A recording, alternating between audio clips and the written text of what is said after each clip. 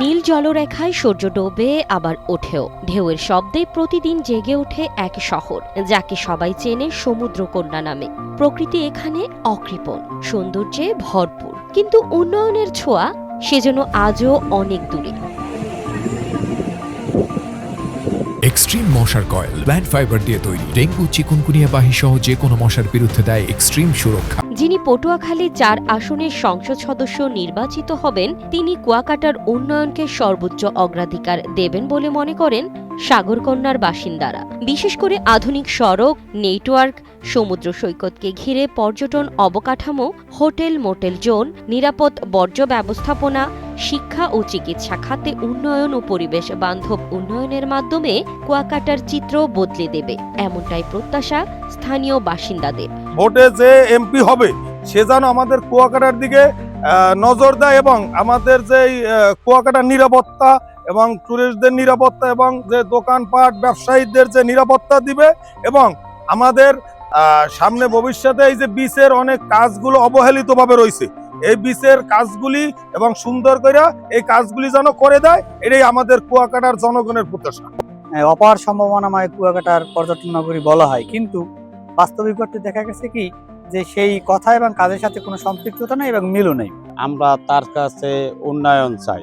উন্নয়ন বলতে আমরা চাই যে রাস্তাঘাটগুলো ভালো হোক, ঠিক আছে, আমরা যে পর্যটক সেবা দিই এটা যেন বাস্তবায়ন করতে পারি সব সময়, যাতে আমাদের কুয়াটা আর উন্নত হয়, যা হয়েছে আর উন্নত হইতে হবে, আমাদের এইটা সবার চাওয়া।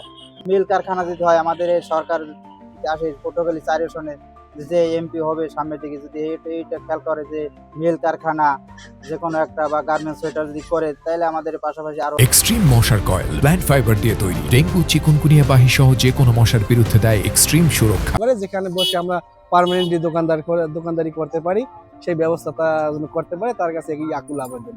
আমরা গরিব মানুষ, দেখেন আমরা ভ্যান চালাই খাই, অনেক ভ্যান ড্রাইভারেরা ওরা কাগজ করে রোডে চালাবার মতন ক্যাপাসিটি নেই। পর্যটন নগরীর আধুনিক রূপকল্পে উন্নয়ন হবে এমন প্রত্যাশা নিয়েই ২০১০ সালের ১৫ই ডিসেম্বর লতাচাপলি ইউনিয়নকে ভেঙে গঠন করা হয় কুয়াকাটা পৌরসভা। কিন্তু ১৫ বছর কেটে গেলেও সাগরকন্যার ভাগ্য বদলায়নি, রয়ে গেছে পূর্বের মতোই অবহেলিত। এই কুয়াকাটা ভাগ্য তার উপরেই রয়েছে, তাকিয়ে আছে আপামর জনতা, এই কুয়াকাটাবাসী। কারণ অসমাপ্ত অনেক কাজ রয়েছে এই কুয়াকাটায়। আন্তর্জাতিক মানের পর্যটন নগরী করতে হলে বিভিন্ন পর্যটন স্পট রয়েছে, বিভিন্ন জোন রয়েছে, বিভিন্নভাবে বিভিন্ন জিনিস তৈরি করতে হবে।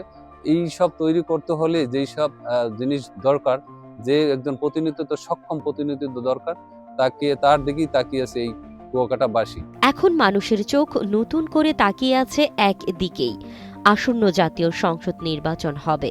সেখানে জনগণের ভোটে নির্বাচিত হবেন প্রতিনিধি, আর তিনিই নেবেন এই অঞ্চলের উন্নয়নের নানা পদক্ষেপ।